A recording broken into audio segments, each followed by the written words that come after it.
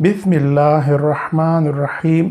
अस्सलाम वालेकुम फ्रेंड्स, मैं आपका दोस्त वकार ताहिर ख़ान एम्स्टर्डम हॉलैंड से एक बार फिर आप सब दोस्तों और भाइयों की खिदमत में हाजिर हूँ।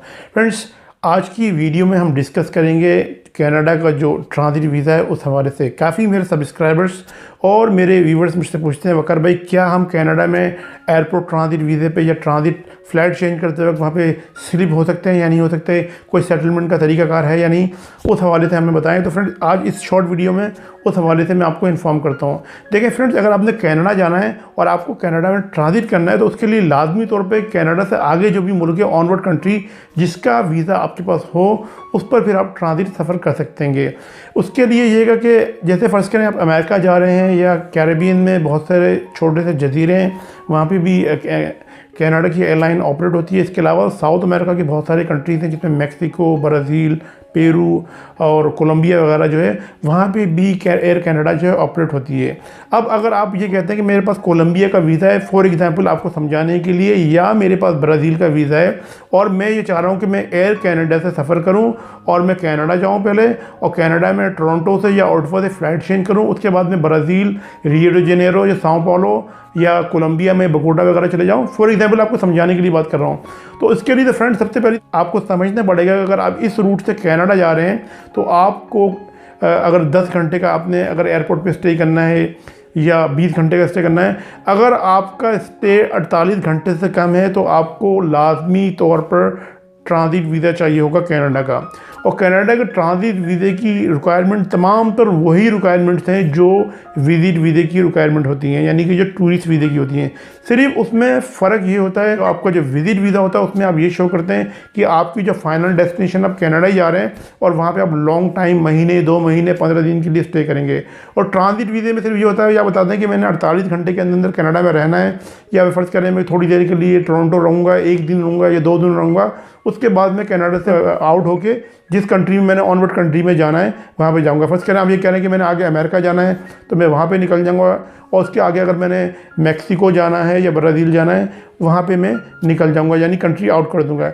लेकिन सर फ्रेंड्स, जब आप वीज़ा अप्लाई करने के लिए कनाडा की एम्बेसी या कॉन्सुलेट जाएंगे तो वहाँ पे जो वीज़ा ऑफिसर है वो आपसे एक बड़ा इंटरेस्टिंग सवाल पूछेगा। लेकिन ये सवाल आप अपने आप से खुद भी पूछ सकते हैं।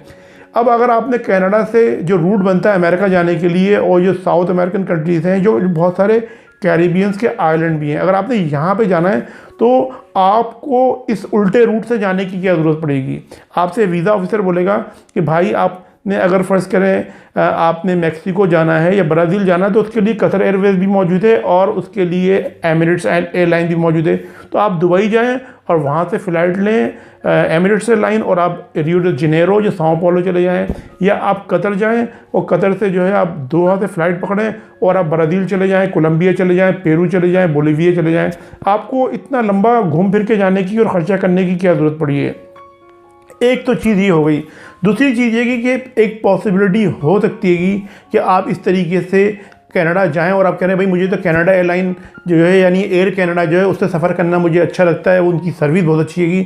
तो वो कनाडा वीज़ा ऑफिसर बोलेगा सही है भाई, लेकिन वो आपका पासपोर्ट चेक करेगा कि आपने कितनी दफ़ा कनाडा सफ़र किया है, कितनी दफ़ा अमेरिका सफ़र किया है, क्या आप फ्रीक्वेंट ट्रेवलर हैं या नहीं।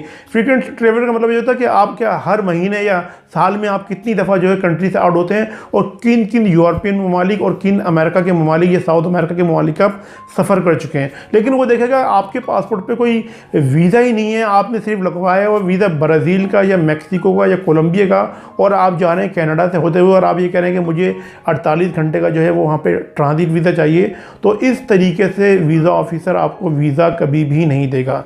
वो बोले उसको पता लग जाएगा कि आप कनाडा ही जा रहे हैं, वहाँ पे एयरपोर्ट पे ट्रांजिट के वक्त वहाँ पे आप पॉलिटिकल असाइलम अप्लाई कर देंगे। और होता भी यही है कि जो पहले जब अमेरिका में जब आप इस रूट से जाते थे और काफ़ी लोग गए भी हैं आज से 20-25 साल पहले, वो जब वो जाया करते थे तो वो यही करते थे कि वो कोलंबिया जा रहे हैं, मैक्सिको जा रहे हैं एयर कनाडा से, और जब वो एयरपोर्ट पर पहुँचते थे और वहाँ पर वो पॉलिटिकल असाइलम अप्लाई कर दिया करते थे। और जब आपको पता है कि किसी मुल्क में आप पॉलिटिकल असाइलम अप्लाई कर देते हैं तो फिर आपका एक बाकायदा प्रोसीजर होता है, 6 महीने लगें साल लगे, फिर उस मुल्क को आपको रखना पड़ता है जब तक आपके पॉलिटिकल असाइलम के केस का फाइनल नहीं हो जाता।